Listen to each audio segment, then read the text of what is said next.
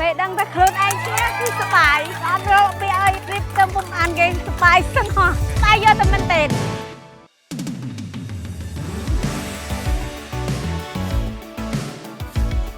រង្វាន់ទី1អត់ដែលជួបអត់ដែលប្រទះនៅក្នុងជីវិតខ្ញុំរង្វាន់ទី1ធំជាងគេរៀបសួរខ្ញុំឈ្មោះពេញរិទ្ធីរស់នៅភូមិលីស្រុកប្រាសាទបកងខេត្តសៀមរាបមិនដំបងខ្ញុំអត់ដឹងដែរ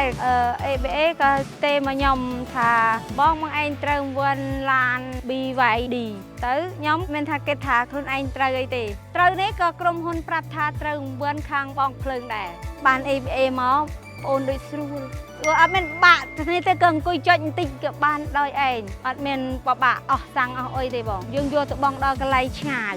មិនមែនចិត្តទេគឺឆ្ងាយណាស់ជិះម៉ូតូហន់ត្រឹមបានទៅដល់អស់សាំង1លីត្រមក1លីត្រទៅ1លីត្រពេលយើងមានឡានហើយយើងធ្វើដំណើរដើរលេងនិយាយក្លាក់គ្រូសា ABA ស្រួលហើយអ្នកលក់ក៏ប្រើ ABA ដែរយើង ABA ដូចគ្នាយើងបាញ់ស្រួលទៅស្រួលមកឥឡូវសម្បូរអ្នកបង្កើត ABA ហើយខ្ញុំគេនឹងយកទៅចាប់រង្វាន់ឈ្នះដូចខ្ញុំចង់ឲ្យឈ្នះដូចខ្ញុំ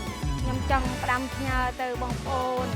ត្រូវទៅជឿជាក់លើ ABA ខ្ញុំពិតជាត្រូវឡានមែនអត់មានខ្លែងខ្លាយបន្លំអីខ្ញុំពិតជាត្រូវមែនខ្ញុំយកមកដាក់ផ្ទះខ្ញុំស្គាល់បងប្អូនបើចង់ត្រូវវត្តដូចនេះខ្ញុំកើត ABA ទាំងអស់គ្នាបងប្អូននឹងមានសំណាងដូចខ្ញុំ